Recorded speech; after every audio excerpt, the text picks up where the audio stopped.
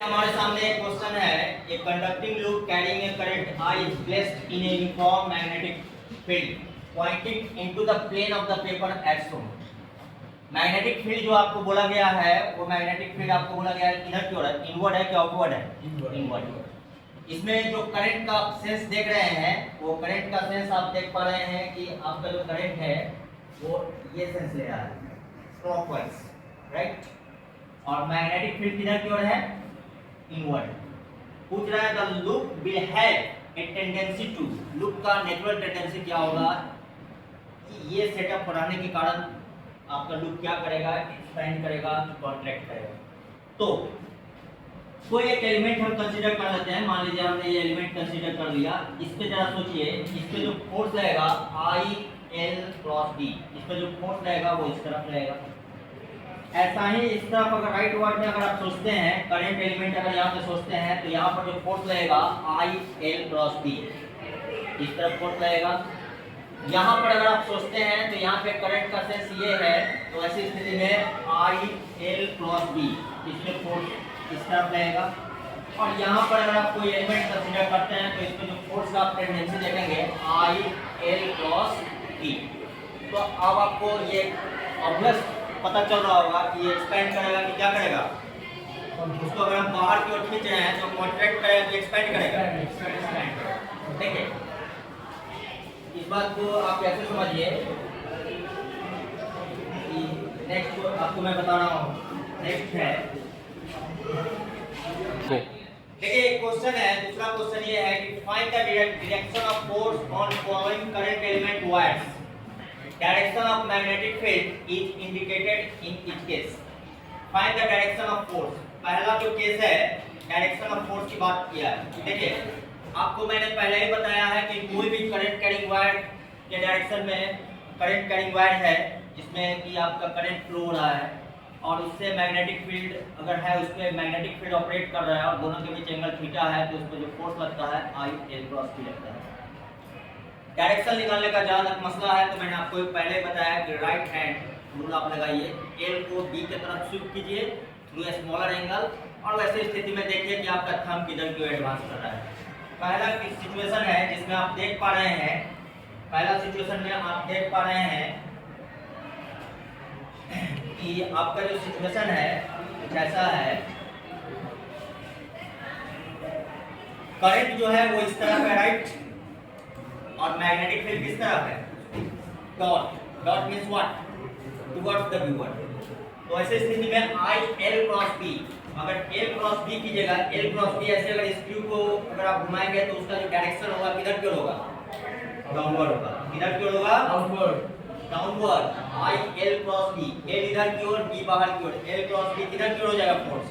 इस पे जो फोर्स लगेगा वो direction of I L cross B, find the direction of force की बात बोल रहा है तो यहाँ पर जो फोर्स का डायरेक्शन होगा डाउनवर्ड होगा। सेकंड केस में आप सोचिए I इस तरफ है और B भी इस तरफ है तो फोर्स जो लगता है वो फोर्स का फार्मूला होता है I L क्रॉस B। और यहाँ से पॉइंट ऑब्वियस है कि अगर आपका थीटा अगर 0 डिग्री हो या 180 डिग्री हो, दोनों स्थिति में जो फोर्स होगा वो क्या हो जाएगा? 0 हो जाएगा। तो यहाँ पर आप देख पा रहे हैं कि इस स्थिति में I के डायरेक्शन में हम लोग L को लेते हैं तो I के डायरेक्शन में L और B भी उसी डायरेक्शन में है तो इसमें जो फोर्स होगा वो कितना होगा? 0 होगा, नल वेक्टर होगा। कैसा होगा? Null vector. नल वेक्टर उस वेक्टर को कहते हैं जिसका मैग्नीट्यूड भी 0 होता है और डायरेक्शन कोई स्पेसिफाइड नहीं होता है। थर्ड केस की अगर हम बात करें तो इसमें आप देख रहे हैं कि करंट को डॉट लिया है, यहाँ पर करंट को क्या लिया है? डॉट लिया है। करंट को डॉट लेने का मतलब ये हुआ कि इस तरफ current is pointing towards the viewer, आपके तरफ करंट का डायरेक्शन है तो करंट के डायरेक्शन में ही हम लेंथ वेक्टर लेते हैं तो L cross B, I L current के डायरेक्शन में ही IDL लेते हैं तो I L cross B। Force का डायरेक्शन किधर की ओर हो जाएगा?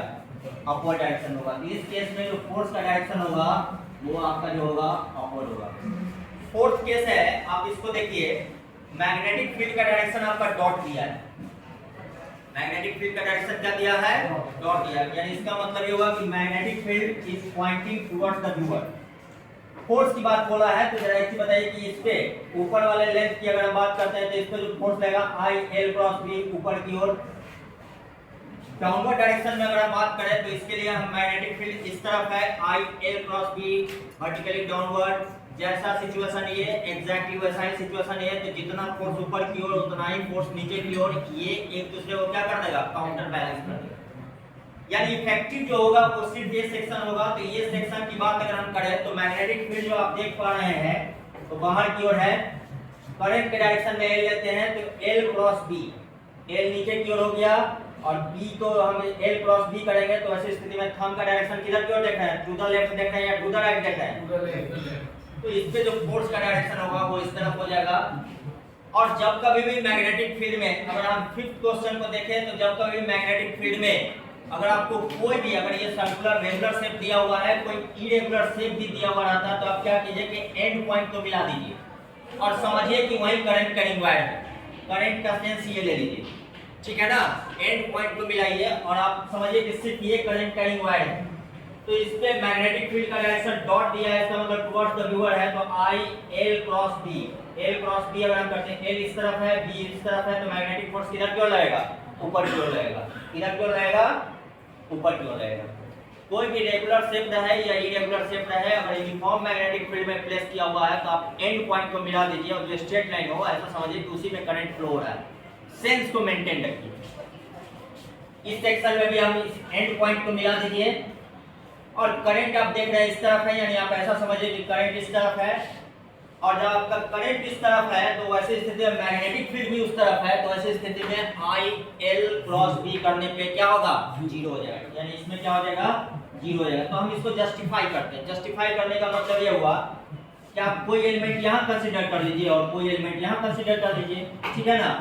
तो यहाँ के सेक्शन पे देख लीजिए कि आई एल क्रॉस बी किधर लग रहा है। ठीक उसी तरह से इसके ठीक काउंटर बैलेंस में जैसे कि ये वाला जो सेक्शन है इस पे देखिएगा तो आप पाइएगा कि जितना नीचे फोर्स लग रहा है उतना ही क्या लग रहा है, ऊपर फोर्स लग रहा है। इफेक्टिवली इस पे फोर्स जीरो होगा। वैसे आपका सोचने का तरीका मैंने बता दिया है कि इस तरह की कंफ्यूजन जब कभी भी आपके सामने आए यूनिफॉर्म फील्ड में, चाहे रेगुलर शेप दिया हुआ है चाहे इरेगुलर शेप दिया हुआ है, पहले आप देख लीजिए डिस्प्लेसमेंट कितना है उसको ज्वाइन कर लीजिए। कहने का मतलब यह है कि अगर इस तरह का भी शेप दिया हुआ है और मैग्नेटिक फील्ड डॉट है तो ऐसी स्थिति में डायरेक्टली इसको ज्वाइन कर देंगे और हमारा जो फोर्स होता है, फोर्स का एक्सप्रेशन होता है I T L cross B. इसी को समेशन करना होता है, इसी को समेशन करना होता है। तो आप देख लीजिए कि यहाँ पर डी एल है। इससे हमको यह भी शिक्षा मिला कि यूनिफॉर्म मैग्नेटिक फील्ड में अगर कोई क्लोज वायर है तो गारंटीड, चाहे वो रेगुलर शेप का रहे चाहे इरेगुलर शेप का रहे, गारंटीड उस पर फोर्स कितना होगा, जीरो होगा। ओके देखिए क्वेश्चन है, a wire is bent in the form of equilateral triangle of side 100 centimetre. हर जो साइड इसका दिया हुआ है वो कितना है, 100 सेंटीमीटर।